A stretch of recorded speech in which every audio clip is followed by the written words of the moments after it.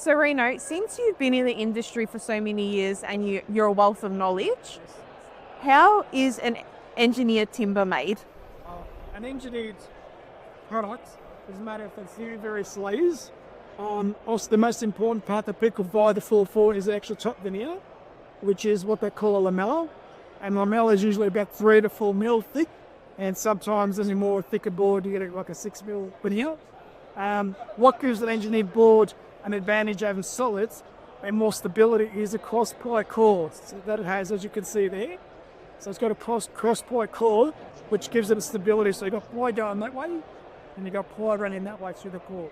And you can see that from under the board. Yeah, and you can see. So that gives a lot more stability than a natural solid board, which gives you a lot more scope in installations like, cladding stairs, cladding floors, cladding walls even.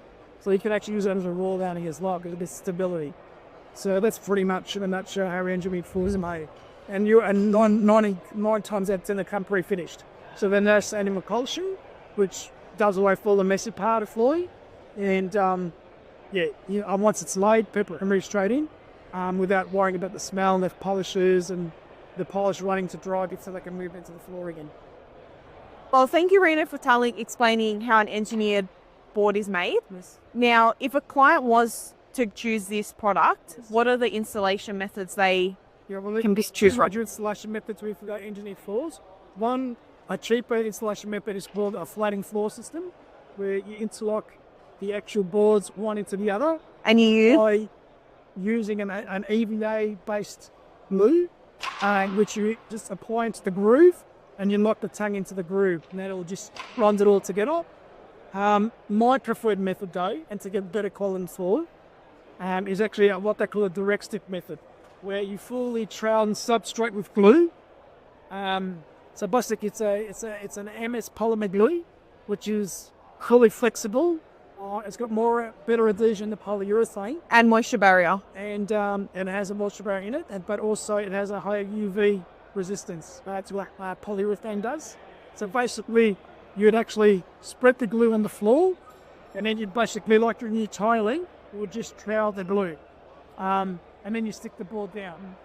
And with that, here's an example of a floor that's been trowel glued That's supposed to be with that trowel. If you could peel the floor back like an onion, that would be underneath that you don't see.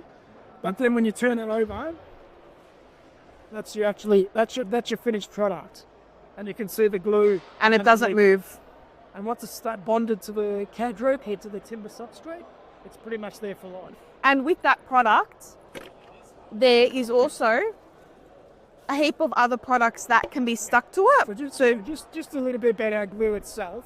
Like I said, an MS polymer glue has a lot more adhesion power than polyurethane, where it actually can go over a lot of various substrates. And so it's not just limited to timber and concrete. You can put it on steel, you can glue tiles with it, Rubber. aluminium trims can glue to it. So pretty much anything goes with this type of glue. And it comes also in an acoustic, which is acoustic rated and tested. So basically what we mean by is the 4-in-1. Much of the 4 factors are flexibility, stability, moisture barrier, bits of moisture barrier, and acoustic properties. So that would be normally used in high-rises and apartment buildings, where it's hard to stop the ceilings of sound going below to the next enlightenment, and that's when a 4-in-1 would come into play. Yes.